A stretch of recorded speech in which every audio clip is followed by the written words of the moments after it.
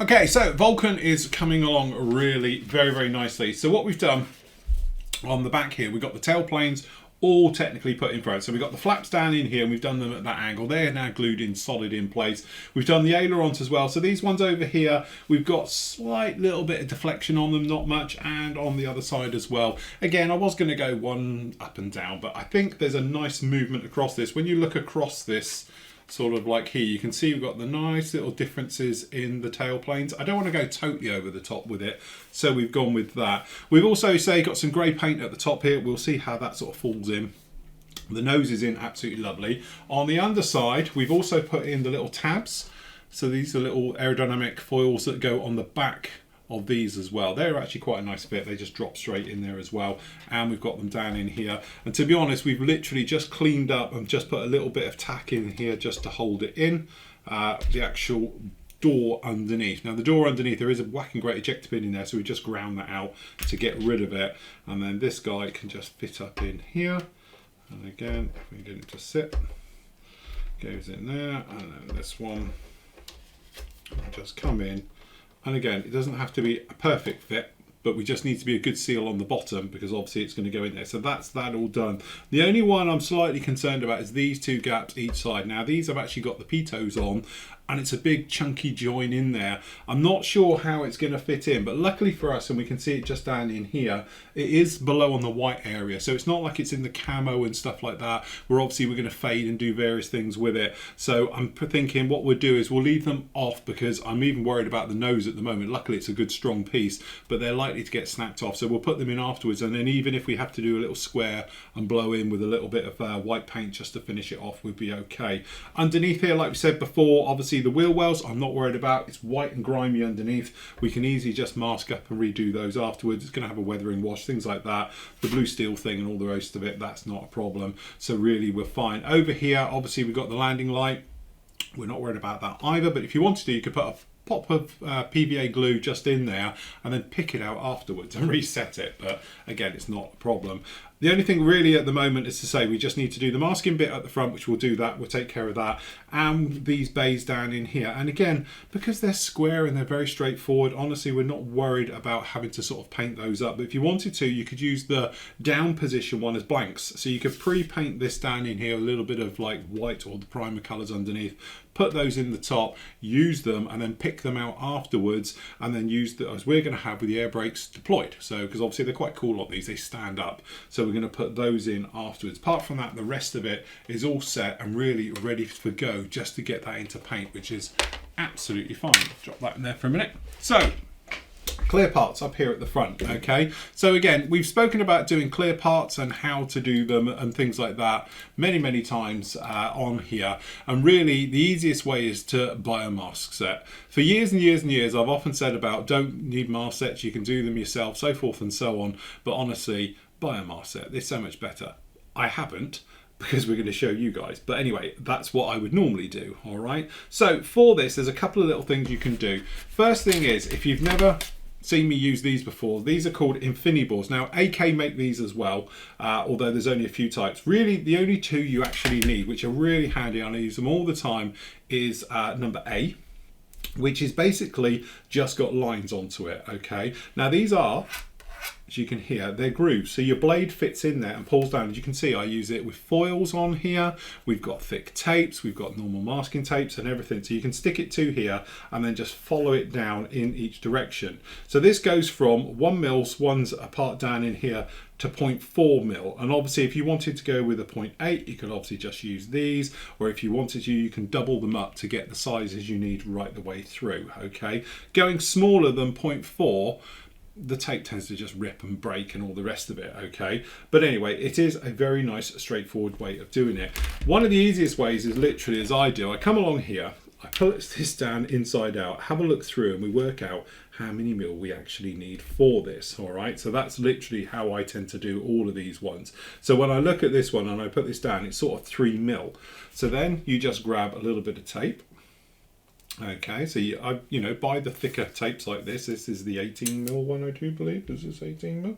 I think it is 18 mil. All right, so we just grab it like this, and then you can just come along on here. And if I just maneuver some of these older ones out of the way, some of the old bits. okay, you can just grab this, you can come along, you can just put it on the edge just like this.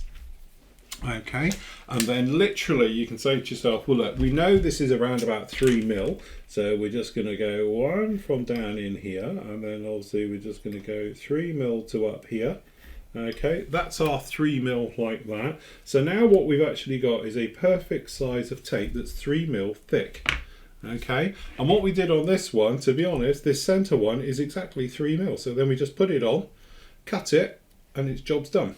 Okay, and these are all 3 mil, which is really handy. So you just place these on in here and then cut them across, and away you go. All right, so that's how you do it. Again, if you wanted a thinner tape and you just wanted 1 mil thick, you can just come along here and you can just cut 1 mil thick tape.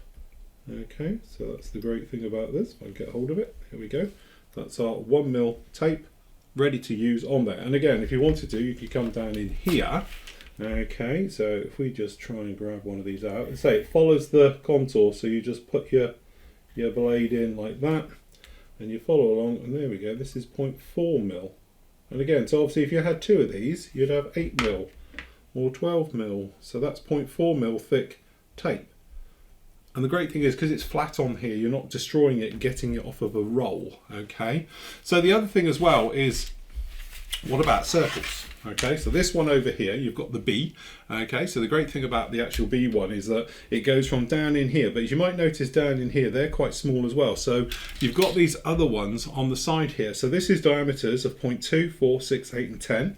Okay, or we got 3, 5, 7, 9 and 11 mil. And obviously we've got 2.5, 4.5, 6.5, 8.5 and 10.5 down in here on the bottom one. And then last one over here, we've got 3.5, 5.5, 7.5, 9.5 and 12. So that covers all of these smaller circles on the inside down in here. Okay, so that is literally how to get it. Obviously this is degrees as well. So obviously if you wanted to be doing wedges, shapes and all things like that, you can do all of these down in here. Okay, and obviously if you're doing noses and things, you can obviously work out your spirals and your various things down in there. From our point of view, again, just to keep this somewhat simple, I just come along here and we go, well look, it's about the second one in there, which is around about 5.5. Okay, so we're allowing for a little bit of an overhang on here, so it's 5.5. Again, if you wanted 5, you know you could use this top one over here, would be your 5 up here, or if you wanted like your 4, you can use this one over here, so forth and so on. All right, so just for argument's sake, let's assume it's 5.5. We're just going to come along with our tape, we poke it down on here. Okay, we're into the 5.5 groove because obviously we know it's the second one. Again, and just make sure the tape is down. And you're just following in the groove right the way around. So again, a blade with a point is going to give you a far neater and tighter cut right the way around in here. And then when you've got it, you can either go on here, and you can just lift him out. And come over to here, place him on, and there we have them on there, just like this. And that's literally just it. And to be honest though, I think it's a little bit big. I think we probably need to go down in here for it. Now we've done it, I think in probably the 5 is the nicer one to go with. So again, giving it a good old push down, and then again, we know that the inside one is a 3. But I'm pretty sure that it's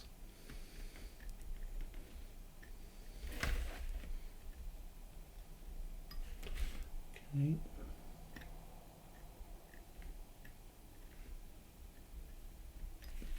So what I'm going to do is I'm going to take this one off because I'm pretty sure that that's just a little bit too big.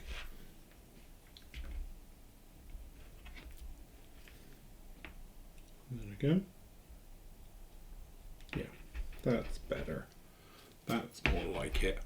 There we have it down in there. So now we're all masked up and ready to go. Although what I'm probably going to do is pop that one out and we do another one again in there just like that. Again, The big thing is with these mats, don't panic about them wearing out. I've been using this one now for donkey's years, and to this day it still works like the day I've got it. Because the idea is you can just come in here, you drop your blade in, you cut it, it just follows the groove, and because you're making a small groove in the groove, it should in theory never wear out. And definitely it's one of these ones that honestly has paid for itself a million times over. So it is really handy bit of kit to have. And again, some of these other ones like down in here, you've got if you're doing checkerboards, if you're doing diamonds, all the rest of it. And again, it's just multiples of. So if you want to make it slightly bigger, you just go bigger. And again, you've got the sizing down on here as well. So these ones are in different ones, like 1mm grids, and obviously double it up for 2s, for 4s, and all the rest of it, as you would, so forth and so on. There is other ones available if you go through Affinity, but AK seems to be the easiest way to get hold of these days, and they only do the A and B variant. But again, really nice bit of kit to have. Anyway, so with it all masked up, what this means is we can come along, we can put the canopy on.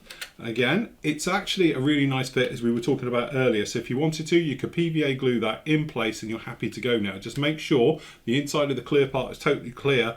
And also, as you can see, you want to make sure no overspray comes up from the underside in there. So what I would highly recommend is soft fit this in place, just in case you get overspray or if you get dust or particles up in here. If you unmask it, you're never going to be able to get rid of them, okay? So if it's a loose fit, after it's painted, you can see, then you can come along and just PVA glue it into place. It's a nice enough fit you can get away with. It's not going to need filler or anything else like that. It'll be absolutely fine. So with all of that in now, what we can actually do is get over in the spray bay, get a coat of primer onto this, check it, double check it, make sure we're happy. And if we're really happy, we can get on then with the white underside. Right, okay, so over in the spray bay, as you can see, we've put a little bit of tack just down in the back here. You know, this is basically to hold the clear part in place, but it's still a loose fit. And again, we've re-tacked under here. Haven't worried about anywhere else, but what we need to do is pre-do black in here, just so it shows through, but more importantly, it's colour fast. So what we mean by colour fast, we've got a black coat in there, so the light isn't going to reflect through the clear. Not that there's going to be a great deal of light in there, but you know what I mean. So anyway, what we're going to use is a little bit of gloss black. Reason for using gloss is because we just want to do a little bit of testing around on the model elsewhere. So we're just doing a standard 50-50 mix with lacquer thinners. Throughout this entire build, you will see me talking about lacquer thinners. All I'm using is Mr. Hobby Rapid Colour thinners. Yeah, that's it, straightforward, brilliant stuff. Been using it for a while now, and I don't tend to use anything else these days. Okay, so what we're going to do is check our flow coming through. So we're just going to put a light coat to start with, just down onto the clear part. That's to make sure it dries around the masking, so it gives it a chance to dry.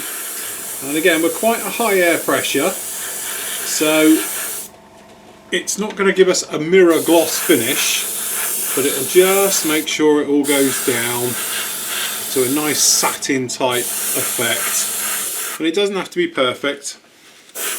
We're just making sure it's got a good solid colour on there, just like that. And now we're going to do is seam check. All right, so anywhere we've got a seam line that's been on here, we're just going to pop a little bit of this on.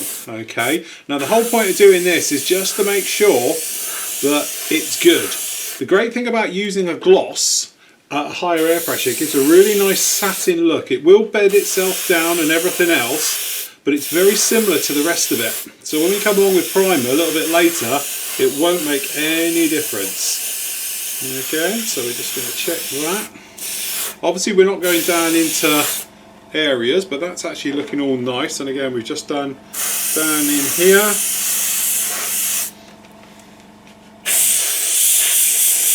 Checking this real one, checking the tail.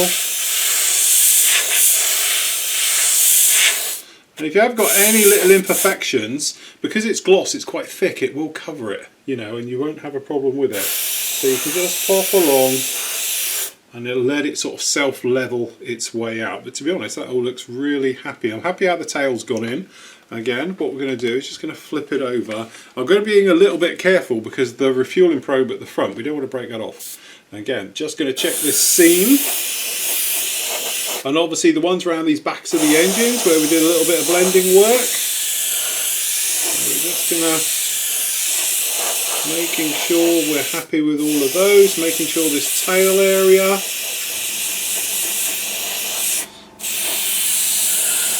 There we go.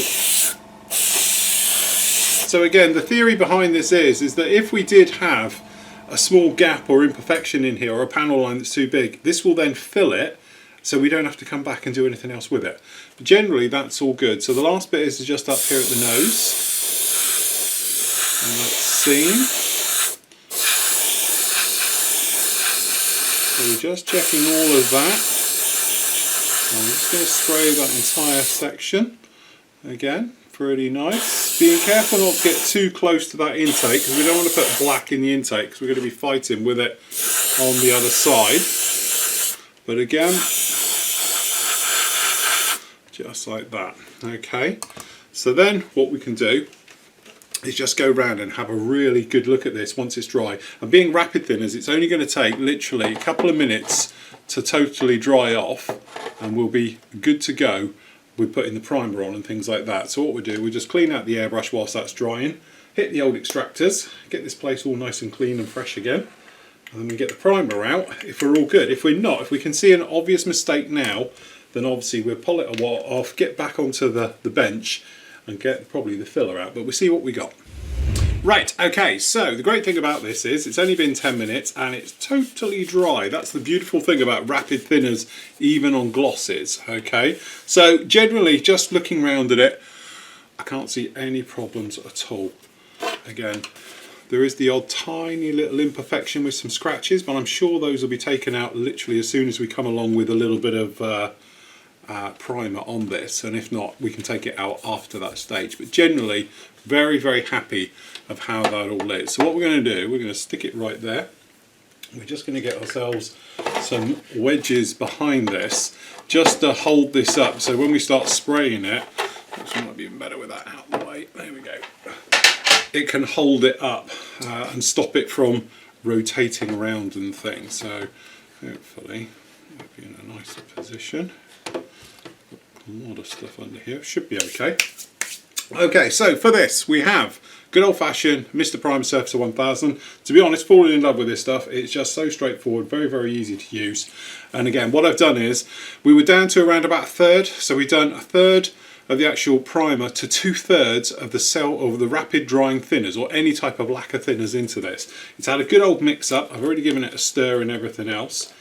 So we are all good. So what you're looking for really is the consistency of milk for this stuff. And again, it is this thing, if you get any type of texture with this, then obviously back off and add some more thinners into it. Because otherwise what's going to happen is you're just going to end up with texture on this, and we don't want texture. So, popping a cap on, and we'll keep that covered up out of the way. Making sure we got no runs down the side of the colour cup and airbrush and everything else. Check our flow. And the same thing, you want to listen to your airbrush. You don't want to have any difference from this to introducing your paint. It should just get louder. You shouldn't hear your airbrush physically struggle. If it's struggling, then you need to thin it or you need to up your air pressure. So, you know, you've got your things on that, which we've spoken about before. So when we're doing all our priming work, it's going to be threefold system. First one is just a dusty coat to give a grip. So technically the next coat's got something to hang on to. So just a nice dusty coat to let that get on there. By the time you've been right the way around it, you can come in with your second coat. So we'll put that on. Then goes on quite a heavy coat right the way round, okay? That technically is your first primer coat on, which may have a little bit of texture and it may look a little bit sort of dull. Hopefully you'll be able to see it, it looks quite dull. Third one as we come around will be the wet coat. Now it needs to be wet, so this way it's got a good glossy look to it. This enables the top coat, this wet coat, to eat into the coats below it and then to sort of self-level and to give you that nice satin smooth finish of paintwork we want. Because again, if you've got a rough texture off the get-go, it's just going to follow through with all your subsequent coats. So what's going to happen is you're just going to have that texture is going to come up with like the grey coat going on here, then it will get worse when we put the green coat on, and before you get into the glossing and everything else, you've got something resembling sandpaper. The other thing as well, we've got a lot of dust in here and stuff like that. The wet coat will eat the dust out of the actual panel lines, but if you wanted to, you could clean them all off. But when you're dealing with lacquers, it's not really essential because it will eat all the stuff down in here. Because we are going to be doing quite a bit with this one, I will be obviously donning a little bit of protective gear. That's why I'll talk you through it in case you can't hear me in a minute.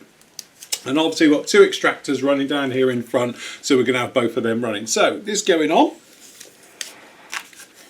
There we go, we're all in, and extractor 1, extractor 2, and we'll start off with the dusty coat. Again, we're not going to be going for the intakes, we're going to shoot away from them to protect those.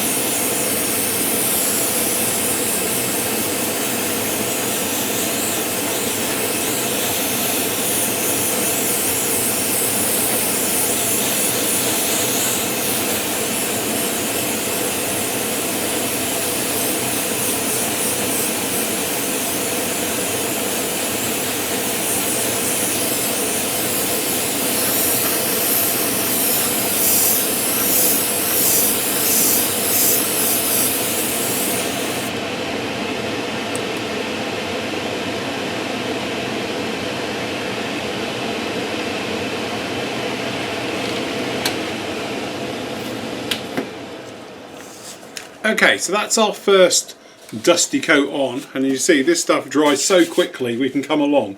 So the big thing is when you feel it, it should now feel just like a little bit of texture. There's not much going on here, but there is something, you know, so it feels a bit like if it's a rough type of plastic to start with, it feels like it, but you can probably see it's got like a haze right the way over it. This is literally just the gripper coat that we've put down. Subsequent quotes that are going to come in now obviously are going to be a lot wetter.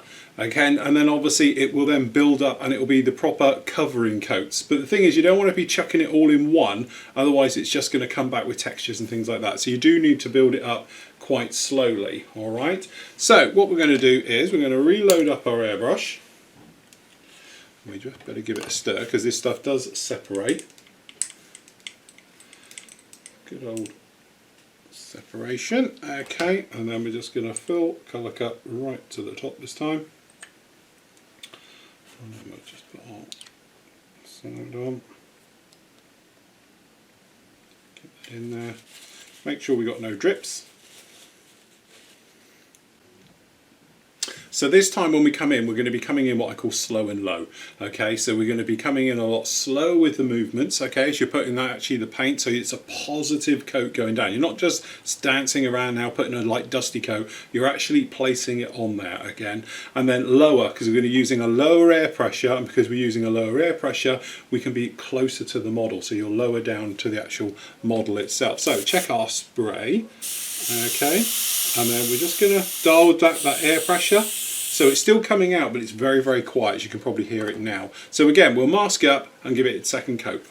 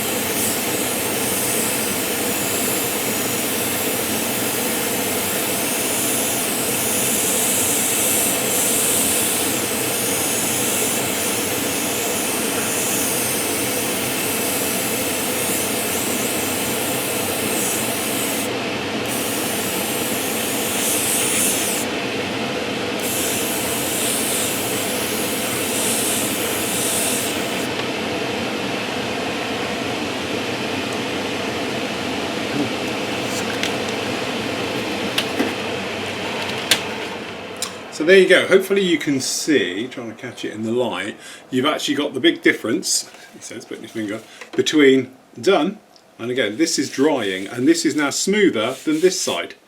And it has gone down beautifully, and again, it's that thing, gently just building it up right the way up. So what I'm going to do, I'm going to whip around and do the other wing, and then obviously the underside, and then we'll come back for that final wet coat right over the top.